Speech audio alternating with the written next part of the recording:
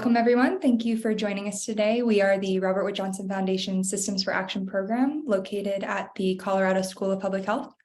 My name is Amelia Mitchell, and I'm an intramural researcher with Systems for Action and will be moderating today's discussion. So Systems for Action, as many of you already know, is dedicated to building a culture of health by connecting medical, social, and public health systems. And one of the ways we do that is by promoting intramural and extramural research that investigates systems alignment. And so today we have our recurring Research in Progress webinar series, which is a great opportunity to highlight the work that our research teams are doing to connect health systems and to promote a culture of health and health equity. And today we are excited to hear about a research team that is investigating California's Whole Person Care Initiative and some of their preliminary findings. Before I pass it on to our presenters, I just want to remind everyone that if you have questions, you can put them in the Q&A box, which you'll find at the bottom of your Zoom screen. And we'll try to save about 10 to 15 minutes at the end of the presentation to go over those questions. And any ones we don't get to, we will pass along to the panelists after. And with that, I will pass it along to our presenters, our first presenter. Hi, good morning, everyone. My name is Emily Chong. I'm an associate professor at the University of California-Berkeley. My colleagues and fellow research team members, Nadi Porat, Brenna Omesta, and Leanne Haley are also on the line and available to help with any questions you guys might have along the way. And one of our community partner members from the California Department of Healthcare Services, Michael, is also on and will be speaking sort of at the end after I've briefly described our study.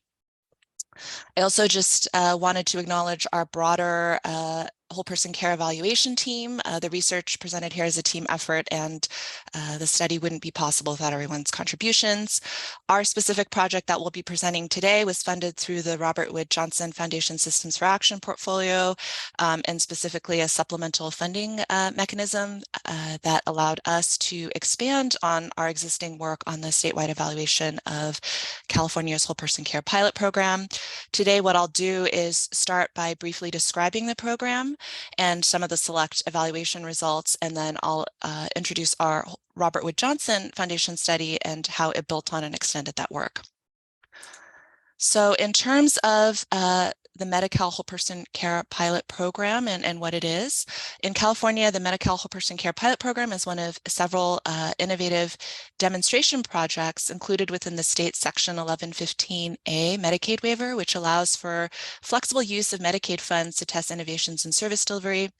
Whole person care was really focused on determining whether providing care coordination and other non-clinical services not traditionally covered by Medicaid could improve the health and well-being of high-utilizing or high-risk beneficiaries involved with multiple service systems.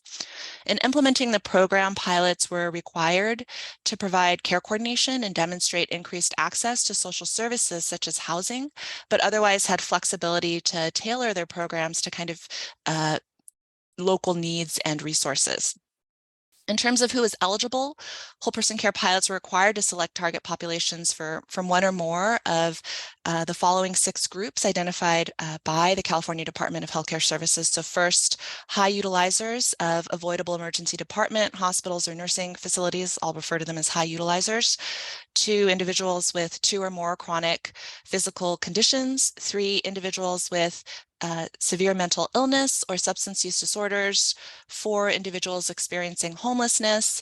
5, individuals at risk of homelessness. And 6, individuals recently released from institutions such as jail or prison. I'll just add, during the pandemic in the 3rd quarter of 2020, California Department of Healthcare Services allowed pilots to also enroll a 7th target population, which included individuals impacted by or at risk of COVID-19.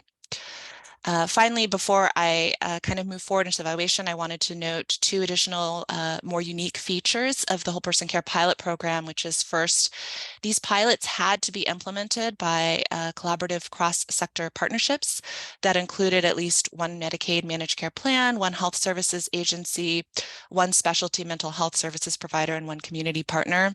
And second, funds could be spent not just on services, but also on developing data sharing and delivery system infrastructure needed to support cross-systems alignment and help address eligible beneficiaries' health, behavioral health, and social service needs. I'm so sorry, the some of those points didn't show up initially and I didn't click it forward, but it's just briefly outlining some of the points I mentioned. In terms of the time frame for the program, the Medi-Cal 2020 waiver began in January 2016. Pilots began enrolling eligible beneficiaries in January 2017. The waiver was originally scheduled to end in December of 2020, but was extended 1 year due to the COVID pandemic. Whole person care was implemented by 25 pilots representing the majority of counties and 1 city in California. Between January 2017 and December 2021, close to 250,000 unique beneficiaries were enrolled in the program. In terms of some of the characteristics of these enrollees, over half were high utilizers, over half were experiencing homelessness. One important fact to keep in mind as I kind of move forward into some of our study aims is that there was considerable heterogeneity across these 25 pilots in enrollment, expenditures, and program implementation, including the kinds of services that they provided, the kinds of data sharing or delivery system infrastructure that either previously existed or was developed as part of the program, and also even to some extent in terms of how they define their target population. So for example, pilots had a little bit of discretion in how they defined high utilizers, and some of them used slightly different cutoff points. So as I mentioned, our Robert Wood Johnson Foundation funding was focused on supplementing an existing study, in this case, our statewide evaluation of the whole person care pilot program. In our case, it helped us expand the scope of the evaluation. The statewide evaluation was really focused on understanding the extent to which whole person care improved enrollees' access to needed services, reduced inappropriate emergency department and inpatient utilization, and improved health and well-being of whole person care enrollees. In addressing the statewide evaluation goals, we drew on fairly rich mixed methods data, including Medi-Cal enrollment and utilization, both for the whole person care enrollees as well as a matched comparison group. We had biannual narrative reports that were submitted by pilots to the state, quarterly enrollment and utilization reports also submitted by pilots to the state. Our evaluation team also administered organizational surveys to lead entities within pilots as well as their partner organizations. In 2020, we did a survey of frontline workers. We also had access to sheets that kind of let us know who the partners involved in the program were. We also conducted key informant interviews, both sort of at the midpoint in 2018 to 2019. And then with the help of Robert Wood Johnson Foundation, we also did an additional wave of key informant interviews in 2021. In terms of our Robert Wood Johnson Foundation grant, the specific aims we were trying to achieve with this grant were first to take a look at changes in the whole person care pilot partnerships in response to the pandemic. Second, to determine whether the impact of COVID-19 on whole person care, what that was and whether it varied across demographic groups. And then finally, to examine pilot level characteristics associated with improved outcomes for whole person care enrollees. And I'll talk more about each aim as I move forward. So our first aim, as I mentioned, was to assess changes in whole person care pilot partnerships in response to the pandemic.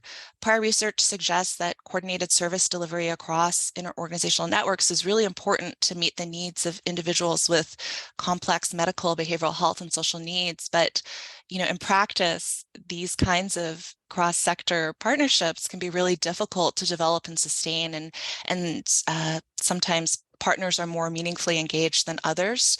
In whole person care, the requirement that pilots be implemented by these kinds of partnerships really represented a unique opportunity to better understand factors that contributed to partner success, and also understand how the pandemic may have impacted the partnerships, or how pandemic response may have benefited from some of these partnerships. So in aim one, our goal was to really just look at patterns of change in the partnerships over time, and second, to draw on some of our rich qualitative data in the narrative reports and interviews to really look at factors that were associated with stronger collaboration. So in terms of the data we drew on for this study, the first part, just looking at partnership changes in response to the pandemic, we focused primarily on our partner classification list that kind of let us know who who was included in these pilots, partnership networks, and sort of how actively and involved with the program they were. We also relied on some of the data from our organizational surveys. In particular, one of the questions we asked was for each organization participating in the pilot to kind of tell us the ways they interacted with each of the different whole person care partners. So, were they primarily in contact about client referrals, data sharing, joint advocacy or planning, communication about client needs or care, or joint service delivery? And we were able to capture this data at multiple points in time. And so this let us take a look at the extent to which how partnerships were changing over time in terms of who was participating, and whether there was any churn in that relationship, or whether partnerships were primarily growing over the course of the program. We were able to look at some social network analysis measures such as network density, which just kind of lets you know of all the possible relationships within a network, how many of the different partners were actually connected to each other before and after whole person care, as well as during the pandemic. And we could also look at sort of the strength of relationships. So the average number of different ways partners were working together. So in terms of some of what we found, I'll just give you kind of the big picture overview. And if anyone has questions later, I can provide more detail. Just letting you know, on average, the number of partners increased over time from 508 sort of in 2017, 2018 to 570 in 2020. In terms of who, the whole person care pilots were including as partners, most were community-based, and it wasn't very common for pilots to discontinue, lead entities in the pilots to discontinue relationships. It only happened in 3% of cases. It was more common for them to be growing their partnerships, during the program. And you can see, almost a quarter of the participating organizations were medical or physical health providers. Almost 20% were housing or housing support providers specifically. 17% were other kinds of social service providers. There was also robust involvement of other kinds of entities as well. In terms of partnership changes in response to the pandemic, what I can tell you is that in general, the density, multiplexity, and average degree of ties increased 2 years after initial implementation of whole person care, and then, as you might expect, decreased a little bit following the pandemic. When looking at changes in specific types of ties, I'll just note that when we think about degree centralization was just, that increased for all types of ties following initial implementation of whole person care, but following the pandemic decreased in all areas except joint advocacy and referrals. And so what this tells us a little bit is that, in general, whole person care was successful in sort of strengthening partnership ties, but there was some weakening of those ties during the pandemic.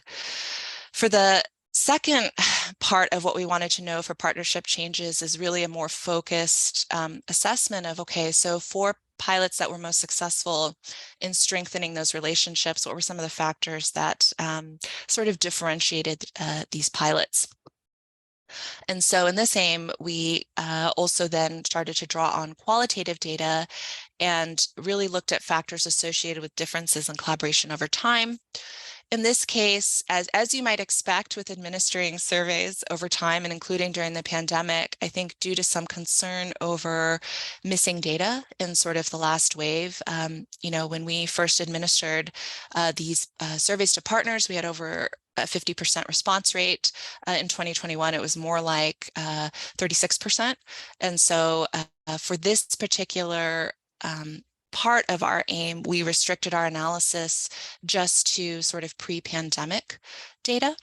And our preliminary analysis also just focused on the 8 pilots that were focused on serving enrollees with serious mental illness. And our goal here was to first use our organizational survey data to kind of identify pilots that were successful at strengthening partnerships over time. And those that weren't, and then use our qualitative data to kind of look at some of the factors that differentiated that. So in terms of what we found, within those 8 pilots that were serving enrollees with serious mental illness, we found that only 2 were successful at increasing both density, so like the number of partners that were connected to each other, as well as sort of the overall strength of ties after whole person care. 4 sort of increased multiplexity or density, but not both, and 2 pilots did not increase either multiplexity or density of ties after whole person care. And so this subset of pilots sort of in red here are what we kind of focused our qualitative cross-case comparisons on. What I can tell you is that our analysis shows that pilots that did not increase multiplicity of ties did not meaningfully change how they interacted with partners as a result of the program, or they focused just on data sharing. So for example, one of these pilots contracted with a new community-based organization to deliver services, but otherwise didn't really engage in other kinds of partner level systems change during the program. By contrast, pilots that improved multiplexity, or like the number of different ways that partners were working together, really focused on trying to implement new relational mechanisms. So for example, one of the pilots created new interdepartmental multidisciplinary teams to provide care. Another pilot held monthly, whole person care meetings with all partners and sort of encouraged participation in local community coalition meetings so that partners could really meaningfully build new relationships. And what I'll say is that the 2 pilots that were able to improve density and multiplexity of ties also leveraged funds beyond what was available through whole person care to kind of support much broader systems change and care for individuals affected by serious mental illness. And so that's some of the preliminary findings we kind of found in the partnership space. In terms of AIM 2, our goal here was to determine whether the impact of the pandemic on whole person care enrollment and service utilization varied across demographic groups.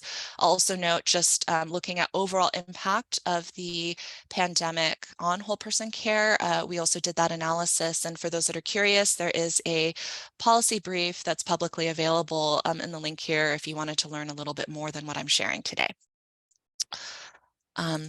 All right, so in terms of what we did to look at pandemic impact on whole person care, enrollment, and utilization, for this component of the analysis, we drew on quarterly enrollment and utilization reports submitted by pilots to the state, as well as on Medi-Cal enrollment and claims data.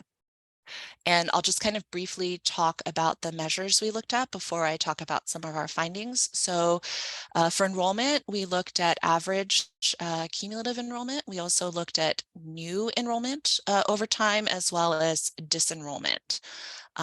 For utilization, we focused on emergency department utilization, inpatient utilization. We also looked at primary care, mental health, and substance abuse treatment visits. And then the primary demographic distinction we looked at for this analysis was looking at differences by race and ethnicity. I think one benefit of some of the data we have in California was we were able to look at a kind of a wide variety of groupings. So we had information on white, Hispanic, Black, Asian, Alaska Native, or American Indian, Native Hawaiian, and Pacific Island, as well as others. In terms of our specific approach, we examined average monthly utilization per 1,000 member months for 2017 and 2018 whole person care enrollees by race ethnicity during 2 time periods. So pre-pandemic, we looked from March 2019 to December 2019, as well as during the pandemic, March 2020 to December 2020. We then compared the difference in utilization before to during the pandemic for each enrollee group by race ethnicity compared to the difference in utilization from before. And then one of the comparisons we made is in relation to right enrollees. And then our models that were focused on utilization also kind of controlled for other characteristics such as enrollee age, gender, language, the number of months they were enrolled in the program, cohort, just letting you know there's a little bit of that's sort of about when they enrolled, and then which pilot they received services from, and then their CDPS scores. CDPS is the chronic illness and disability payment score, and it just provides an indicator of the severity of severity of clinical needs that an individual enrollee might have. All right, so in terms of, excuse me, before I get started on the impact, I think it might be helpful just kind of look at the distribution by race ethnicity of whole person care enrollees. And so just letting you know, just over a quarter were white, over a quarter were Hispanic, almost a quarter were Black, only 1% were Asian, 5% were American Indian or Alaska Native, 2% were Hawaiian or other Pacific Islander, 10% were other, and 7% were unknown. The majority of enrollees were adults aged 18 to 64 years. 86% preferred English for communication. So, all right, so moving forward into COVID impact on whole person care enrollment. In general, enrollment actually increased in 2020 compared to 2019. Total new enrollment was slightly lower, but overall enrollment was higher due to pilots keeping enrollees in the program longer during the pandemic. When we look at so what I've reported here is just overall COVID impact on enrollment. When we look at differences by race and ethnicity, a lot of these findings sort of paralleled what was happening overall.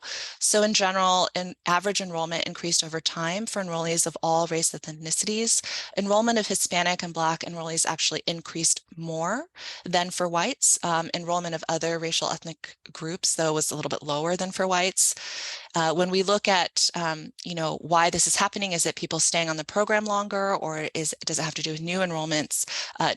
Similar to the overall findings, new enrollment decreased for enrollees of all race, ethnicity, except other. Was comparatively speaking, it was still a little bit higher for Hispanic and Native Hawaiian and Pacific Islander enrollees than for white, and a little bit lower for Black, Alaska Native, American Indian, and Asian than for white. Now, in terms of COVID impact on enrollee service utilization, I'll start by kind of describing overall, again, pandemic impact on service utilization before I talk about any differences by race or ethnicity. We found in general use of all service types kind of declined in April 2020 compared to April 2019, but by sort of the end of the year. So that's sort of, when the pandemic first started, but by the end of 2020, rates of primary care and specialty care utilization were similar to what we'd seen in December 2019, while emergency department and inpatient hospitalizations continue to remain lower. So when we look at difference by race and ethnicity, some of what we found was in general emergency department and inpatient visits significantly decreased for white, Hispanic, and Black enrollees in 2020 relative to 2019. But there weren't really significant differences between groups in utilization. Primary care visits increased for all enrollees except American Indian and Alaska Native enrollees in 2020 relative to 2019. And we did see some differences in primary care utilization by race ethnicity. This table here kind of highlights the significant differences. So specifically, primary care visits increased more post-pandemic for enrollees that were Hispanic, Asian, and Native Hawaiian or Pacific Islander than for white enrollees. When we look at specialty care, we also see specialty care actually increased for all enrollees except American Indian and Alaska Native enrollees in 2020 relative to 2019, but differences by race and ethnicity were not significant, sort of when you do the specific comparison to white enrollees. Finally, when we look at mental health and substance abuse treatment, actually mental health and substance abuse treatment visits decreased post-pandemic for enrollees of all race and ethnicities. Decreases in mental health visits were actually smaller for Asian than for white enrollees, and were greater for Native Hawaiian and Pacific Islander. Decreases in substance abuse treatment were a little bit smaller for Hispanic, Black, Asian, and Native Hawaiian and Pacific Islander enrollees compared to white enrollees. And thinking about why we actually, I think, did not have clear information available in our qualitative data to really understand why primary care utilization was decreasing for some of our American Indian and Alaska Native enrollees relative to other enrollees relative to white, or why mental health and substance abuse treatment visits decreased during 2020. One possible explanation, at least for the mental health and substance abuse treatment visits, when you kind of look at overall trends, is that in general, use of mental health and substance abuse treatment visits tended to increase immediately after enrollment and then decline over time as enrollees' more acute needs were addressed and their conditions stabilized. And so one possible explanation is that because new enrollment declined in 2020, it's possible that these visits were sort of declining as a result. I think we need a little bit more work to really understand why primary care visits were decreasing for some of our American Indian and Alaska Native enrollees. But I'll just note that I think one of the lessons learned from doing this analysis is the need to continue exploring differential impacts of whole person care by race, ethnicity. I'll just quickly check. One question in the Q&A: are all people coming from the same social class on Medicaid, so limited income and assets? Any data on education level, work history, by age and gender? So I'll just let you know briefly, yes, all of these, like I mentioned before, when I talked about the target populations for whole person care, we're talking about not just Medi-Cal beneficiaries, but particularly high risk, high utilizing Medicaid beneficiaries. And I don't have the statistics for breakdowns of language preference and some of those other characteristics that you mentioned off the top of my head. But I mentioned before, our models of utilization were adjusted. So we did control for many of these characteristics in our analysis here. And so holding those factors equal, what were some of the differences we saw? So I hope that helps address that specific question. Okay, any other, I'll just pause and see if there's any other questions that pop up before I move on to our third and final aim.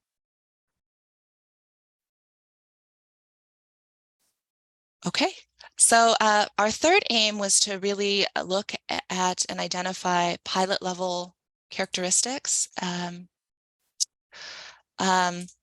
associated with improved outcomes for whole person care enrollees. So I'm going to talk, before I talk about specific pilot level characteristics, I'll also kind of talk very briefly about overall program impacts. For those that really want to learn more, what I would say is our final evaluation report should be publicly available soon. And for those that are interested, there's actually a webinar happening later today with the UCLA Center for Health Policy Research that's going to be talking about that evaluation in more detail. The link is kind of available in the slide, and my colleagues can also drop it in chat if you guys are interested in participating. And kind of learning a little bit more about the overall program at that time.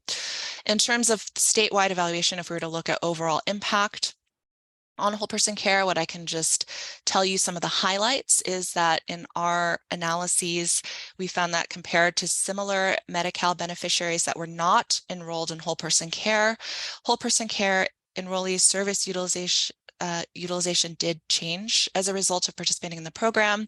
In general, enrollees relative to those that didn't participate in the program had fewer hospitalizations, fewer ED visits. They used more substance use disorder services and more specialty care services. Another point here is compared to similar Medi-Cal beneficiaries, estimated costs of care actually declined as a result of participating in whole person care. So we know that there was some impact of the program essentially on acute care utilization and costs of care.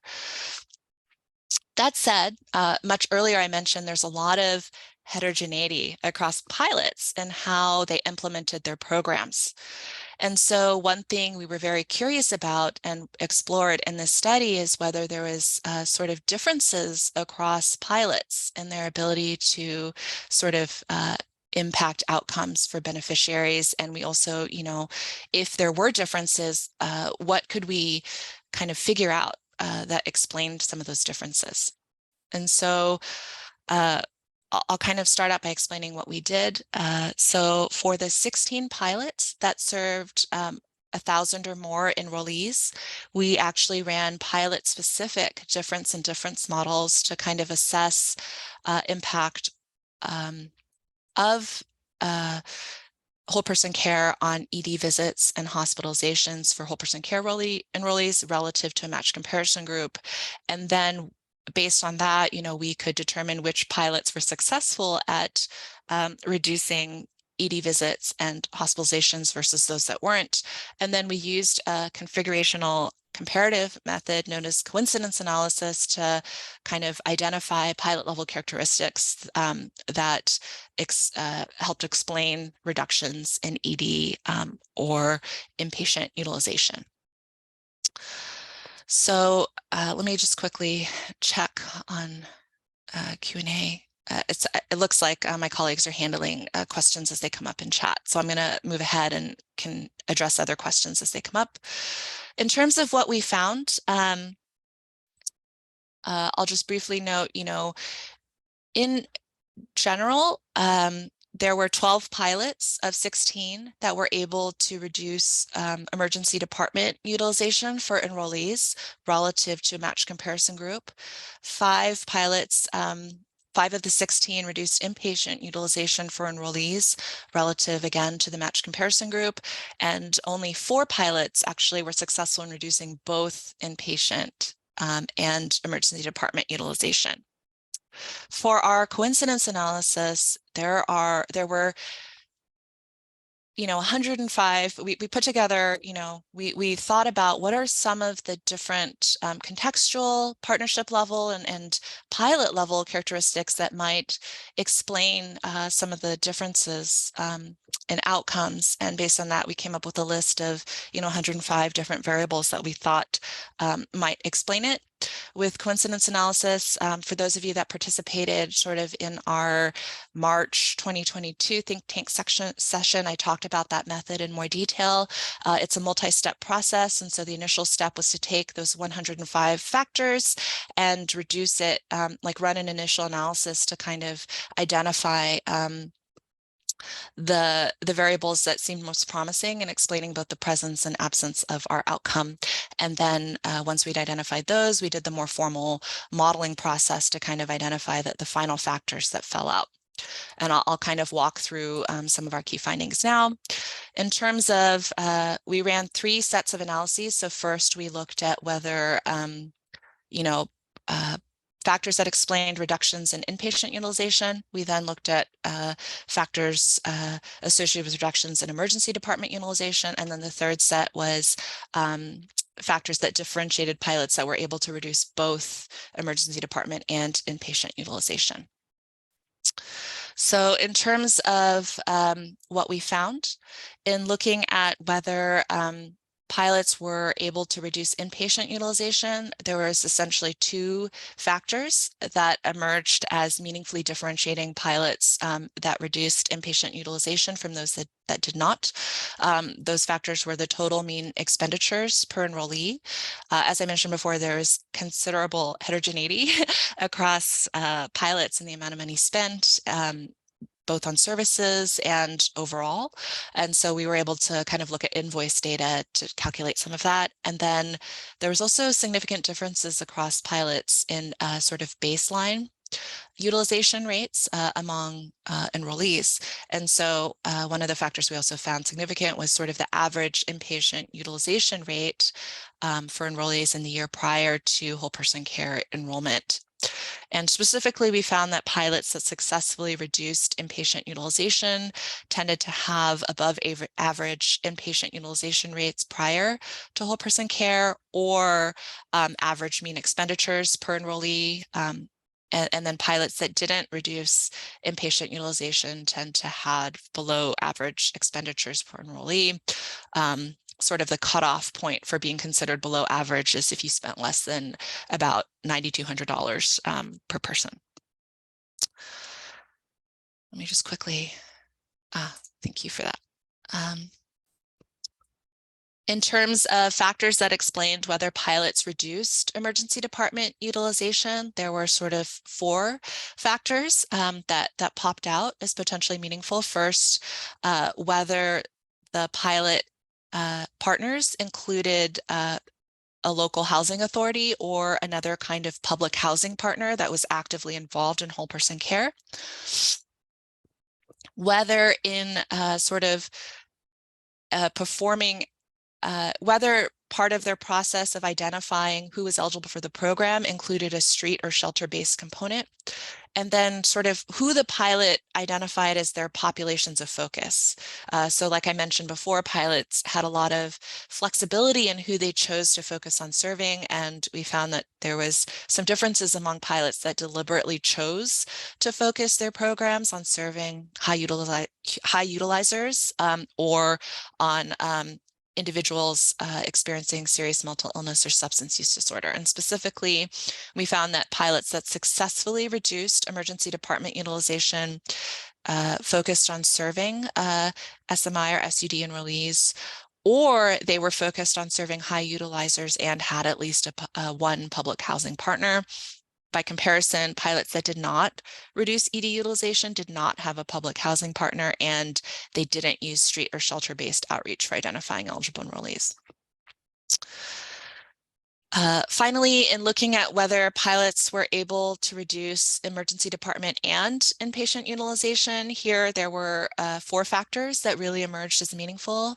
First, sort of similar to what we saw with the ED utilization, did the pilot include a local housing authority or other public housing partner that was actively involved in whole person care? Second, were they able to kind of implement and have in place electronic data sharing with a community-based human services partner as part of the program?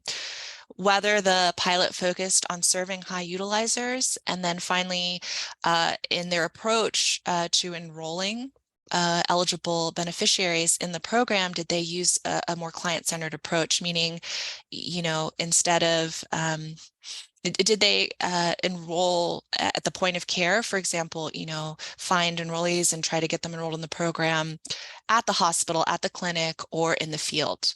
So sort of, again, through that street and shelter-based outreach approach or not. And specifically, we found that pilots that successfully reduced emergency department and inpatient utilization focused on serving high utilizers, used client-centered enrollment approaches, had at least public housing partner, and they successfully shared data with at least one community-based human services partner. So they met all of these conditions.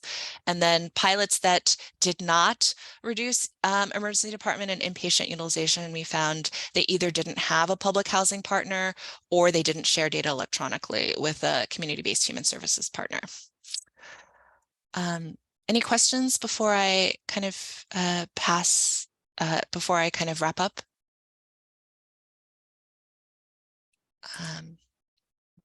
There are some questions in the chat I could read now, or we can address them at the end. I'll just quickly address the piece about partners coded in our data. So the information on who the partners were is based on partner classification lists that were provided by lead entities in each pilot to us. And so at a couple points in time, we asked them who they were partnering with. You know, we created initial lists based on reports provided by them to DHCS, and then the lead entity in each pilot verified them and then also let us know. That was also where we got information on whether this was a partner that was sort of actively involved in whole person care and sort of their level of awareness of whole person care. And then we coded those to kind of see what partner types they were. So that was a little bit vetted, but it was not available in the claims data. In terms of, you can see, you know, we had a lot of different aims that we were trying to address with this. I'll just kind of note when we think about the relevance and implications for broader concerns in terms of what's happening both in California and nationwide. Effective January 1st, 2022, when the Whole Person Care pilot program ended, whole person care enrollees were transitioned to new enhanced care management and community support benefits within the state's Medicaid program. Our community partners will talk, Michael from DHCS will talk a little bit more about CalAIM shortly. He can also talk a little bit about what those ECM and CS benefits look like.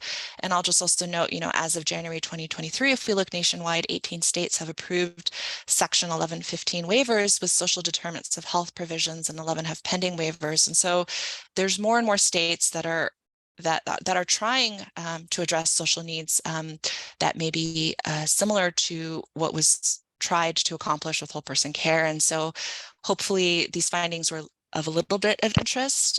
We do think lessons learned from whole person care can inform decision-making and implementation of other similar programs. And so we hope you found the findings of interest. Quick, before I hand things over to DHCS, I can try to address some of the questions here. Did you control for pre-whole person care utilization and the difference in difference analyses? Yes, that was sort of set up as part of the model. Oh, Brenna, it sounds like you're going to be addressing some of the analytic modeling questions live, so I won't handle it on the air unless there's anything that you think should be elevated. At this point, I'm going to stop my screen share and sort of hand things over to our community partner, Michael from DHCS, who will talk a little bit about their perspective on the whole person care pilot program and offer some of his commentary.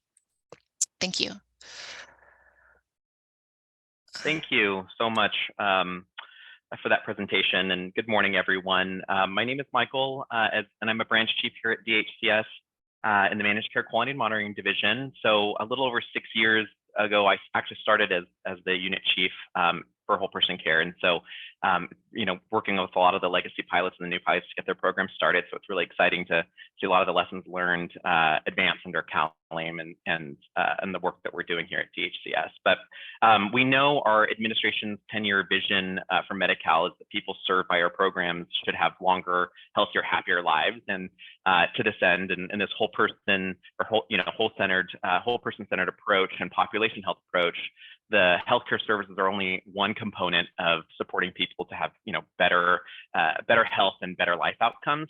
So from the work done under whole person care with the various partners, we were really able to leverage and launch a lot of the promising practices from the pilot program. And but before we talk about that and the transformation work done, it might help with some of the level setting for the whole person care, which Emmeline really touched on, but I'll help crystallize a bit further before I'm talking about some of the CalAIM work. So the pilot program was a 5-year, turn 6-year program under our Medi-Cal 2020 waiver, with the goal of coordination of health, behavioral health, and social services in a patient-centered manner. So the pilots did consist of a variety of partners. So there were counties, a city and county, hospital systems, or a consortium of the prior mentioned entities serving a county or region consisting of a regional area of California. So to integrate care for these vulnerable Medi-Cal groups identified as these high users of multiple systems. And through these really, these collaborative leadership and systematic coordination approaches among these public and private entities, we worked very closely, but our pilots identified the target populations and shared data between systems, coordinated care in real time, and so forth. And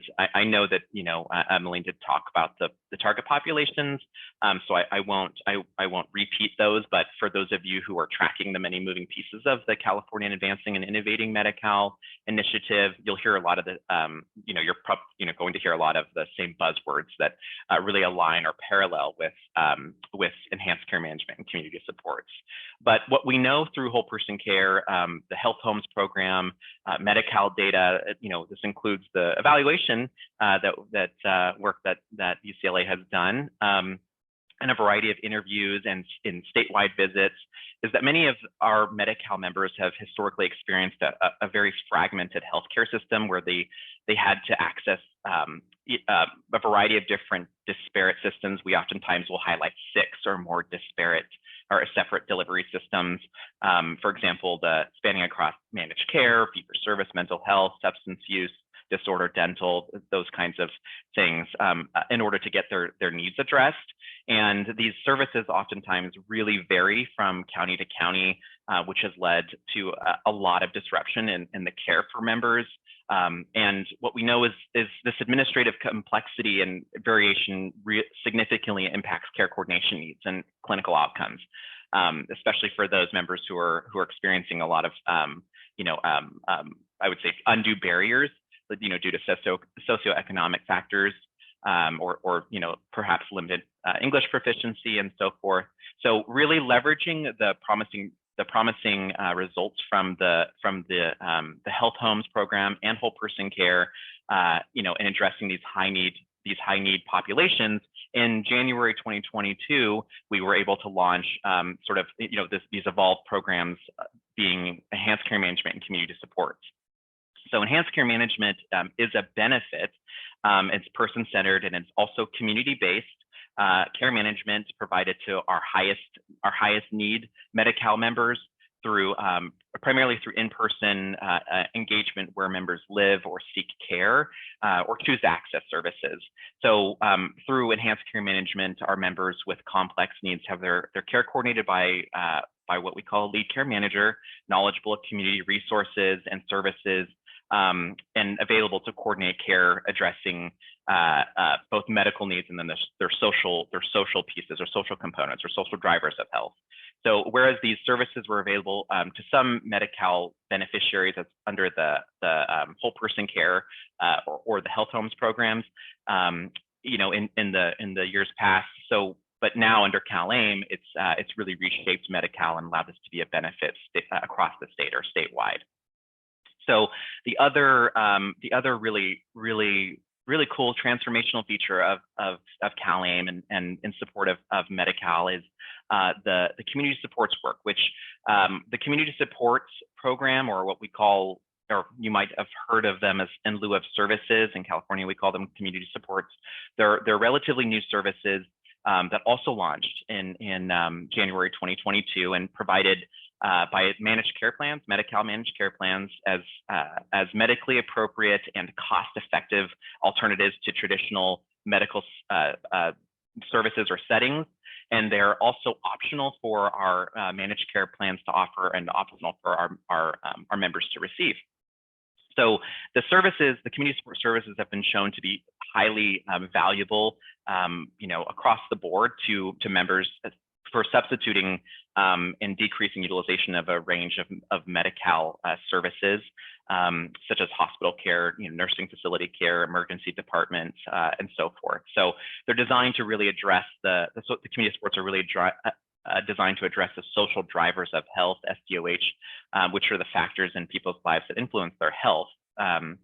But the community supports have helped with a lot of things, including but not limited to moving between care settings, navigating housing, and getting healthy meals, for example. So just noting, though, that community supports, as it did launch last year, it varies somewhat across the state, but it will be much more standardized by 2024. So it'll be here before we know it. So it will be more widely available to our members in a more sort of inclusive and universal way. But as you can see, much of the great work done around community-based care coordination, benefits advocacy, outreach, and follow-up, and even a lot of the relationship building between disparate groups who never really interacted in the way they do now was because of whole person care, and certainly helped propel a lot of the important and necessary conversations and efforts to transform Medi-Cal and better serve our members in a more holistic and whole person focused manner. So I'll sort of suspend there and ask if Dan, if you want to also add any color, but thank you so much for allowing me to speak. Michael, you did a great job. I would just add, just want to emphasize that our experience of whole person care really influenced things to the degree that we are driving community supports and ECM to be very local and community engaged. And part of that really is we have collaboratives which will eke into community advisory committees that really kind of point at that nexus of everything being in the community itself. And that was an important learning that we got from whole person care. But I think other than that, Michael, you covered it all really well.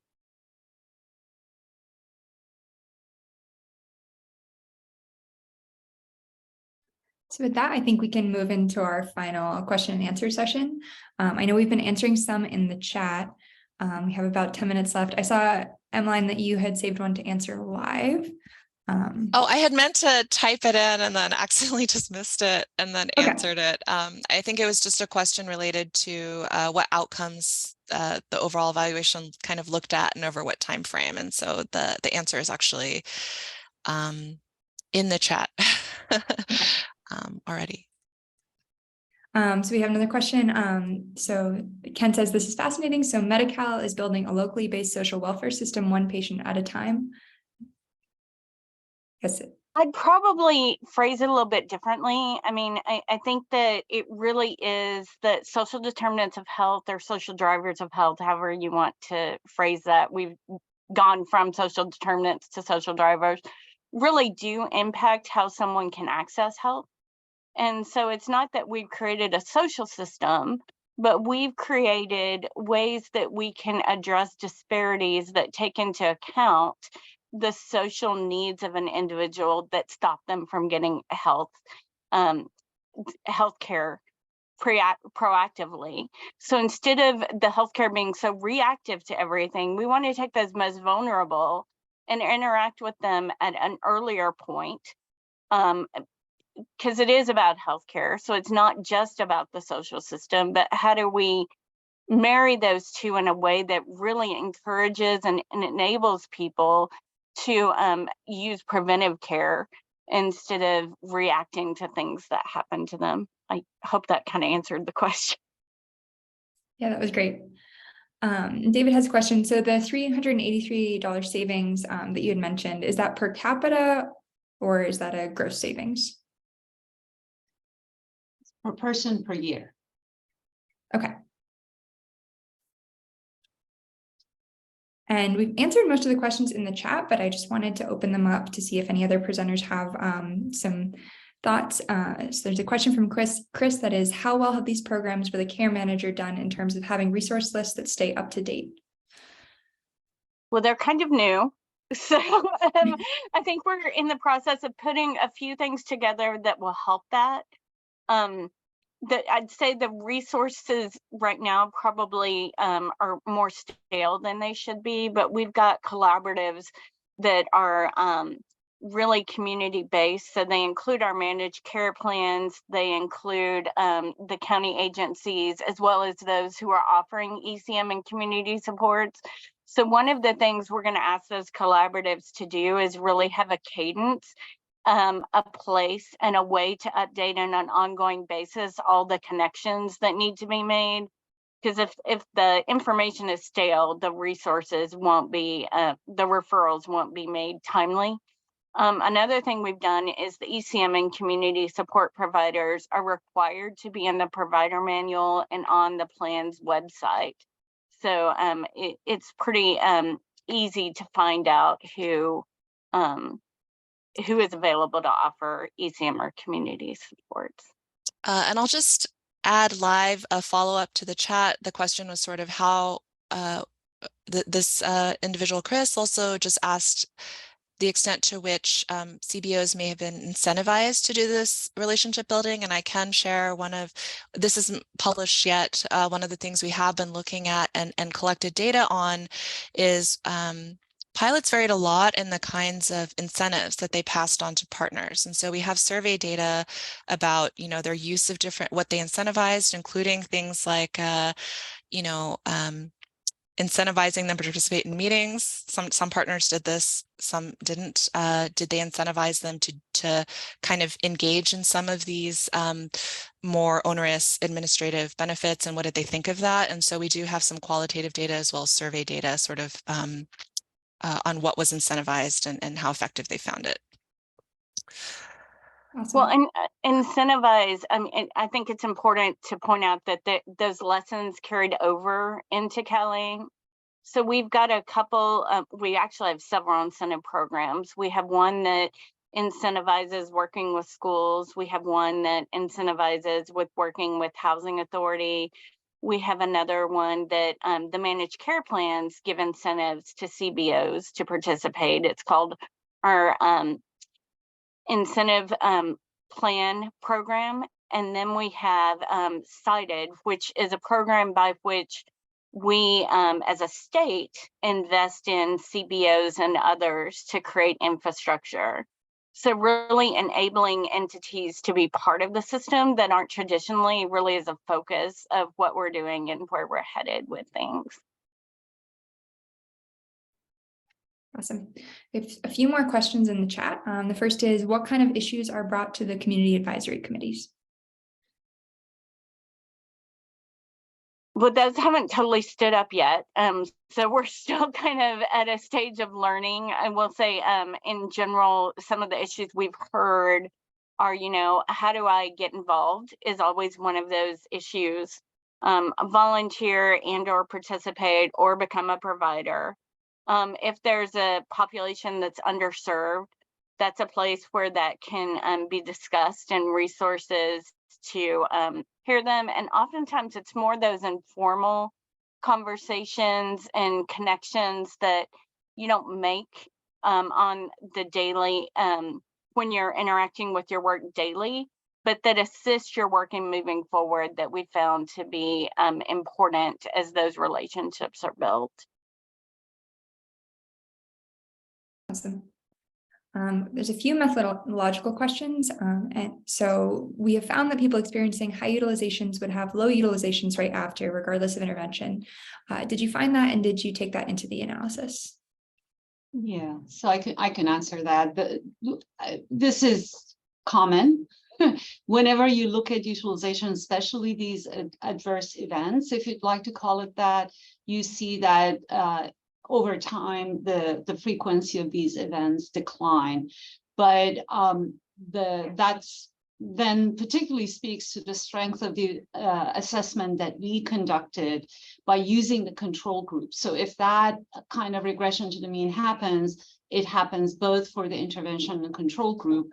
The question we're looking at is, did that decline was that decline greater for the intervention group? So that is the strength of the difference in difference analysis, and allows us to say, look at the program impact as best as we can with these kinds of data that are inherently observational.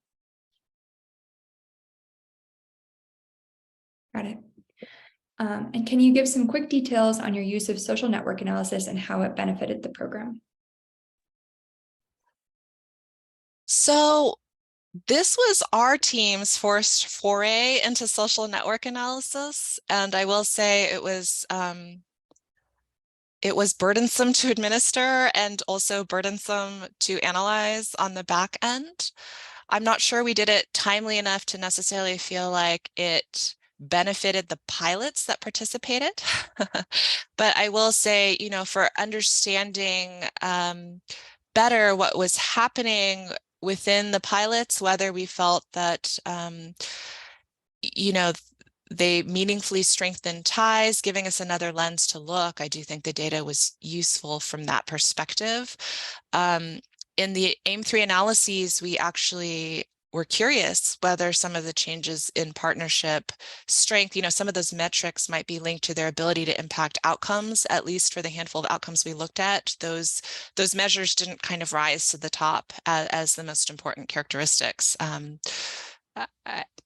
But that's not to say it didn't matter. It might have just been not meaningful for this particular for the particular outcomes we looked at. Well, I hope that helps. Fortunate position of Cal AIM being able to take some of the lessons or the findings that we are finding use it as it applies to the continuing effort of the department. So I think it's a unique position. With that, I think we should wrap up. It looks like we're running up against time now. Thank you so much to our presenters. This was a wonderful presentation. Just a reminder to all of our viewers, these slides and the recording will be available on the S4A website. So if you want to check them out there, they are available. Thank you again.